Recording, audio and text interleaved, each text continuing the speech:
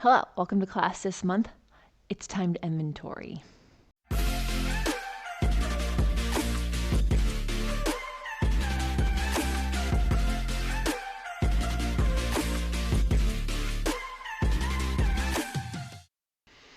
So I thought what a great way to end the year is just like a full equipment exercise check-in, where we're not focusing on a particular theme, but just focusing on our practice. And I know that's not super sexy, but what I'm hoping you do is that at the end of each time you do the workout, you actually write down, which exercises you feel like you slay, and which exercises you feel you need some support on, so that next year's all the monthly themes are based off of those. And I would love to hear about them in our group. So what we're going to do is focus on going from start to finish at a really nice pace, do as much of it as you can, and we'll have a lot of fun.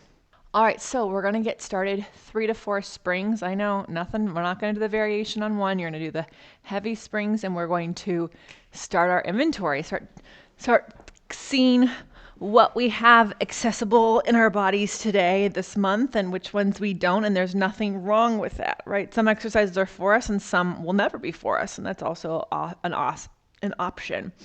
So press your arms down, allow your heart to sink, and then go ahead. Join me for some footwork. Just notice here if you're closing your springs all the way, right? And also, if you have the ability to film yourself in your footwork, film more from the hips to the toes. I want you to notice if your ankles are actually dropping or lifting to go out, because you really do want the ankles to flex, knees, hips, not just knees, hips, right? Last time, come in, both feet onto the foot bar. If you did one at a time, I caught you.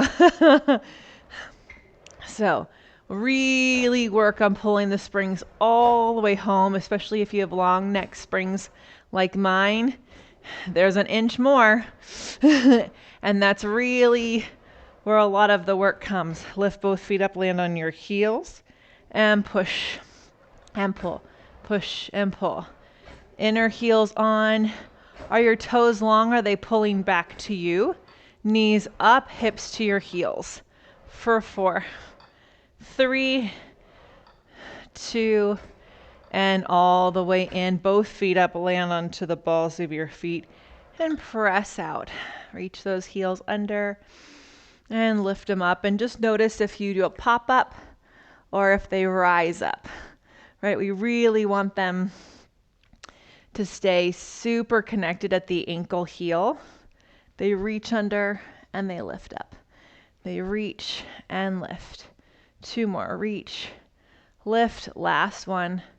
All the way in. Get rid of your foot bar. Grab those handles. Take a deep breath in. Remember, you're always welcome to leave your legs down. And then press into the handles as you curl up and pump your arms vigorously. Inhale and exhale. And if you hate this exercise, you're like, oh my God, this one. This is my favorite one to inventory. It's not my favorite exercise. Oh no, but it is my favorite one to check in with my arm back connection. Are my legs hanging off of my lower back or my quads, or do they feel like they start around my low ribs? Can I take a full breath in? Or am I just sipping the air in?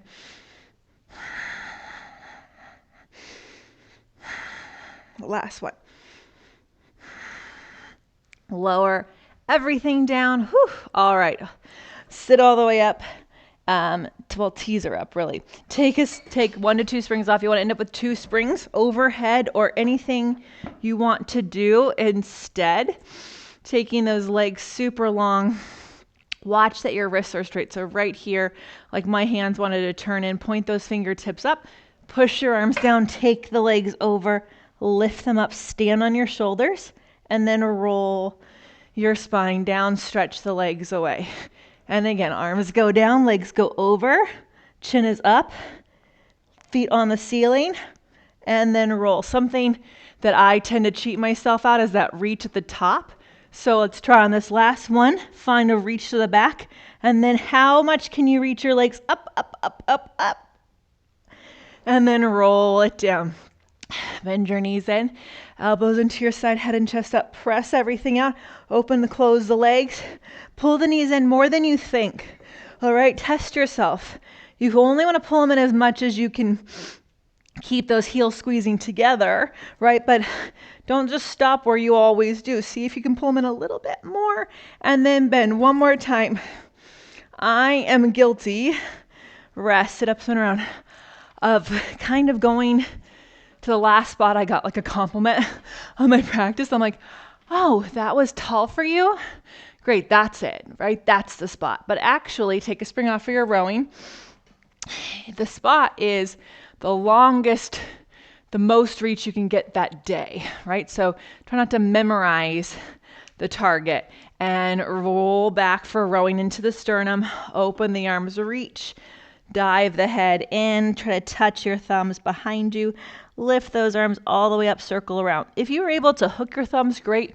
If you're always bending your elbows though to do it, just notice, take a moment these last 2 reps to see how close your arms can get with them being straight, and then hook. I promise you, one day they will. It's pretty cool.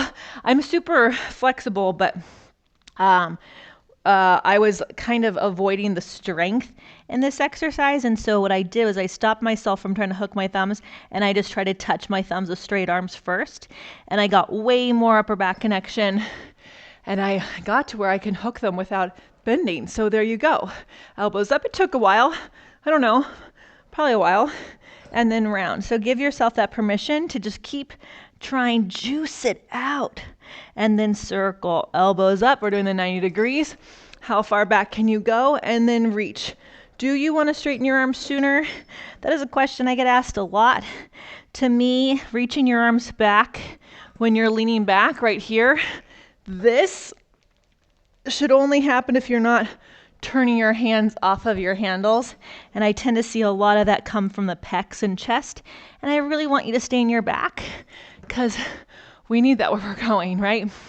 So look at all these exercises that have been helping us get connected. Let's not skip out on that. Squeeze those legs tight, tight together. Make sure you're not pushing your knees down. That's something I love to do. Reach those arms forward. It's not helpful. Lower, lift, and then push those arms wide to the side. So in this exercise, are your elbows winging out as you reach your arms to straight? Are you overlocking your ankles thinking that you're reaching longer? Can you get your outer hips to hug it and give you a little bit more space in your lower back? Flex those feet. Slide your hands along the carriage.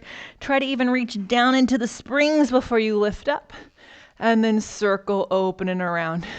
And again, reach forward, slide, stretch, lift. Squeeze those ankles together, open and around. One more time. Slide, reach, lift. Oh. I caught my right ankle. I know, Pilates people, we get a little weird, but it was totally winging out. And so sometimes, so those little things like that that are actually keeping us from connecting to our entire center, right? Sit cross-legged, press those feet down. And I don't want you to try to become a perfectionist in any way. You're just noticing, like, I don't know what, maybe my ankle only did that today. Reach and bend, but it's an exploration for us to learn something new as we do our shave.